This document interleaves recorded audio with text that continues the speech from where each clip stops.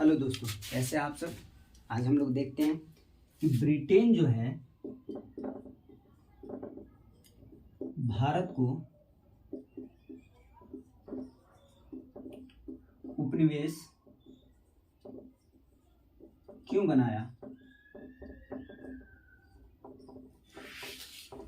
आखिर क्या आवश्यकता पड़ गई ब्रिटेन को कि भारत को उसे उपनिवेश बनाने की आवश्यकता पड़ गई, इसे हम लोग देखते हैं।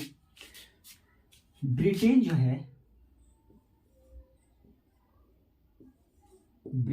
है इंडिया से व्यापार कर रहा था, ठीक है। इंडिया से कुछ वस्तुओं का आयात कर रहा था ब्रिटेन। जब ब्रिटेन इंडिया से कुछ वस्तुओं को लेकर के जा रहा था, क्या लेकर के जा रहा था? वस्तु।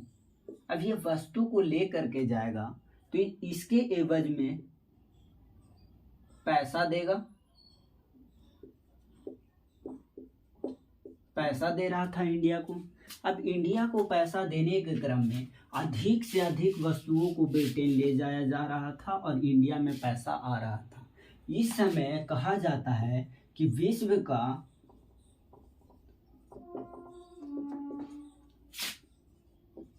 जीडीपी का 25% अकेला भारत योगदान देता था। विश्व का पूरे जीडीपी का 25% योगदान कौन देता था?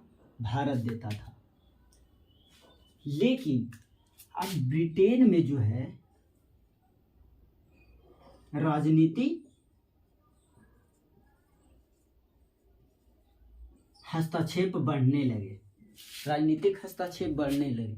अब ये क्यों बढ़ रहे थे?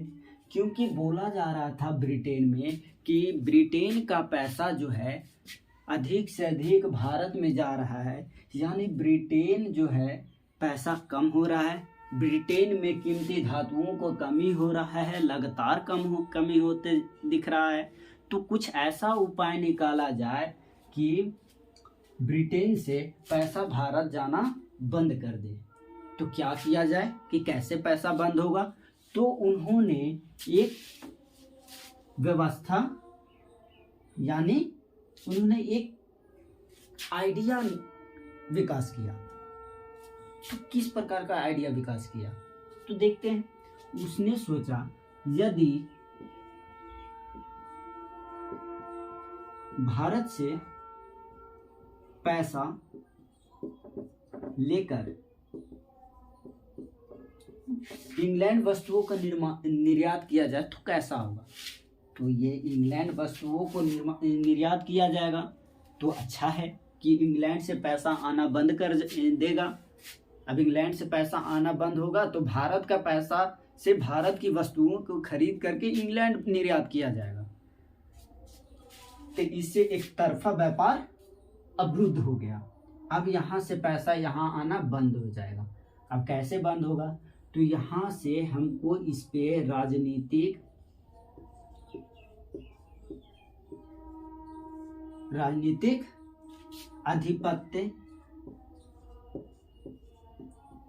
आधिपत्य से तात्पर्य है कि अधिकार, हमको राजनीतिक अधिकार प्राप्त हो। अब राजनीतिक अधिकार प्राप्त हो जाएगा तो इसके पास राजस्व का अधिकार भी प्राप्त हो जाएगा। अब राजस्व का अधिकार जब प्राप्त हो जाएगा तो भारत की वस्तुओं को उसी राजस्व के पैसे से खरीदा जाएगा और इस पैसे से खरीद करके इंग्लैंड वस्तुओं को निर्यात किया जाएगा। इस प्रकार रहा। क्यों जरूरी रहा भारत को उपनिवेश बनाने की? तो कारण मूल्यता यही था। इसके अतिरिक्त एक और कारण को देखा जा रहा था। इस समय भारत में सिर्फ ब्रिटेन ही नहीं आया हुआ था, विभिन्न प्रकार के कंपनियां आए हुए थे। जैसे प्रथम कंपनी आने वाले थे पुर्तगाल,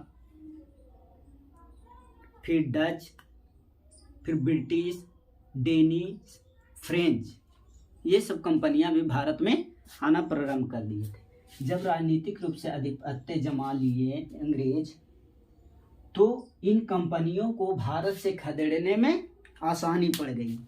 अब ये कंपनियों को भारत से खदेड़ने में आसानी पड़ गई तो आखिर खदेड़ने के कारण क्या था? तो खदेड़ने का कारण यही था कि अगर ज़्यादा खरीदार रहेंगे तो वस्तुएं ज़्यादा मूल्य पर मिलेंगी।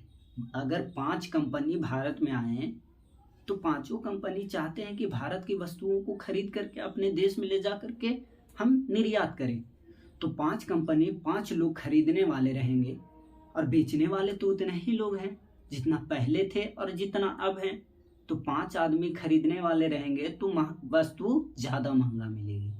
और लेकिन खरीदार एक ही रहेगा तो खरीदार अपने मनचाहा कीमत पर वस्तुओं को खरीद सकता है। इसीलिए ब्रिटेन जो है और कंपनियों को बाहर खदेड़ना चाहता था और वह अधिक से अधिक राजस्व वसूलना चाहता था कि ताकि उसको ब्रिटेन से पैसा मंगाने की आवश्यकता नहीं पड़े।